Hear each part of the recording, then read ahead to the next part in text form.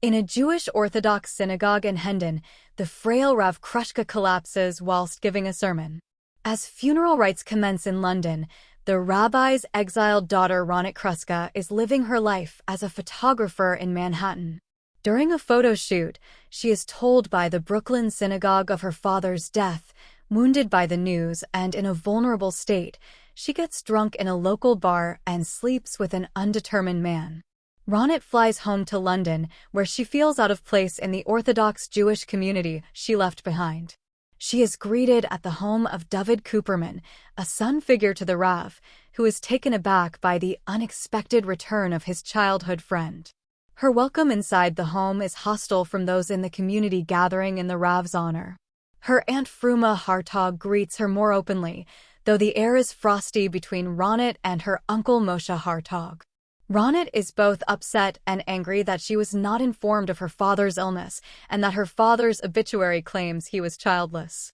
Despite tensions surrounding Ronit's sudden departure in the past, David invites her to stay with him and his wife. Ronit is shocked to discover that he is married to their former best friend Esti, now a teacher at an Orthodox girls' school. It is uncomfortable between the two women. A complicated past is clearly hanging over them. The next day, Ronit visits her father's grave. After further prayers at their home, David, Esti, and Ronit go to a dinner at the Hartog house with Rabbi Goldfarb and Rebbetzin Goldfarb. Ronit tries to talk to her uncle about selling her father's house, but he tells her now is not the right time for such a topic.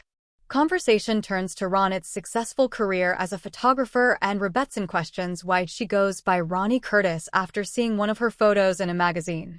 Esti, quietly joining in the conversation, states that women change their names all the time when they get married and lose their own history. Everyone is silently shocked at Esti's controversial comment. Rebbetzin continues questioning Ronit's life in New York and asks why she is still not married, as it's the way it should be for a woman. Ronit disagrees, calling marriage an institutional obligation, and if she had stayed in the community and been married off, she would have killed herself. Everyone is shocked by her outburst, and Ronit, blaming her jet lag, excuses herself to go home. David, upon Esti's request, leaves to walk her home. Ronit breaks down to David, hoping her father knew she truly loved him. David, struggling against the rules of his religion, tries to comfort his childhood friend without touching her. Ronit visits her uncle Hartog at his wigmaker's shop to continue the discussion of selling her father's house, but is informed by Hartog that the Rav left the house and all its contents to the synagogue. She leaves and soon runs into Esti outside a supermarket. They visit the Rav's house together, a rundown mess full of medical equipment. It is not so much the house that Ronit wanted, but for her father to acknowledge her in his will. Esti admits that she does not want Ronit to leave again. Past feelings are reignited and they kiss, at first timidly as Ronit pulls back, and then passionately. Ronit retreats once more, confused about her feelings. They leave the house and Esti confesses that she had called the Brooklyn synagogue to let Ronit know of her father's death.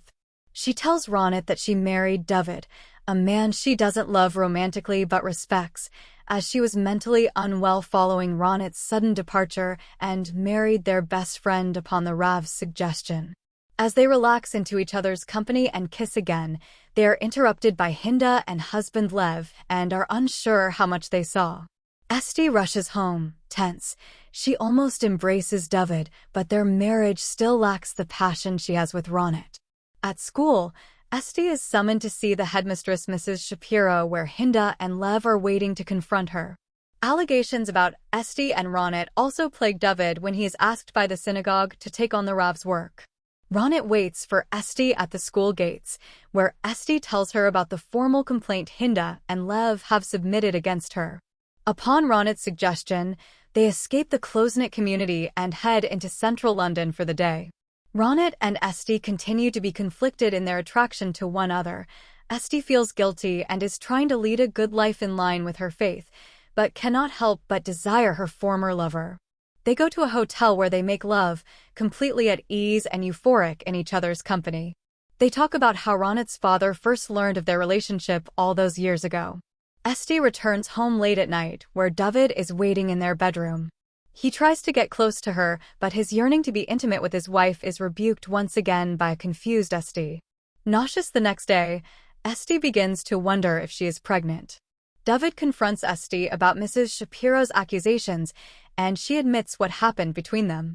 David's anger almost turns violent as he releases his frustration at his wife's inability to embrace their life together. Ronit, having overheard the argument, tries to persuade Esti to leave her husband, but Esti struggles to come to a decision.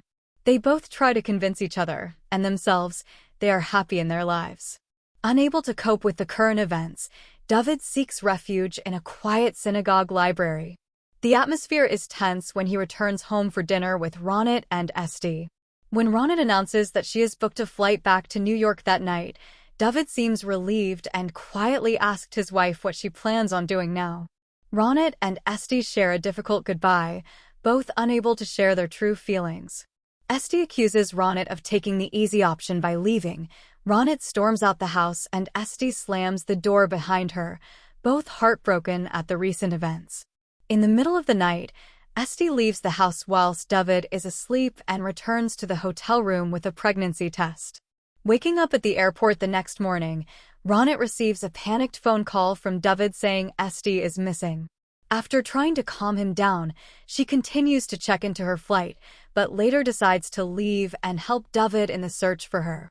Returning home after failing in their search for Esti, Ronit is still angry that David didn't tell her of her father's illness. Esti returns from hiding and, having heard everything, announces her pregnancy. David is joyous, believing a child will solve all their marital problems, but Esti instead asks for freedom for her and her child. She was born into the community and wants to give her child the freedom of choice she never had. David is speechless and Esti feels guilty for crushing her husband's dreams of becoming a father. Ronit and Esti attend the Hesped at the synagogue, intimidated by the judgmental looks they receive.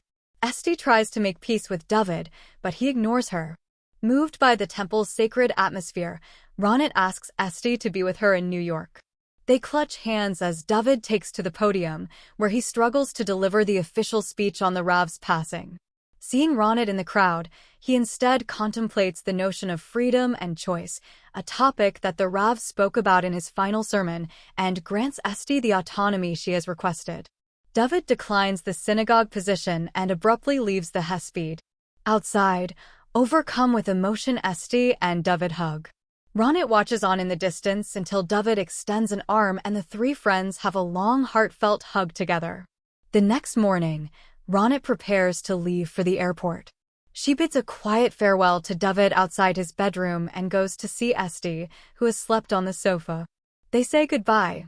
It seems Esti has decided against joining Ronit in New York. As Ronit's taxi pulls away down the street, Esti runs after her and the pair share a long goodbye kiss, promising to remain in contact. An emotional Ronit visits her father's grave one last time and takes a photo, achieving a sense of closure over his passing and the recent events.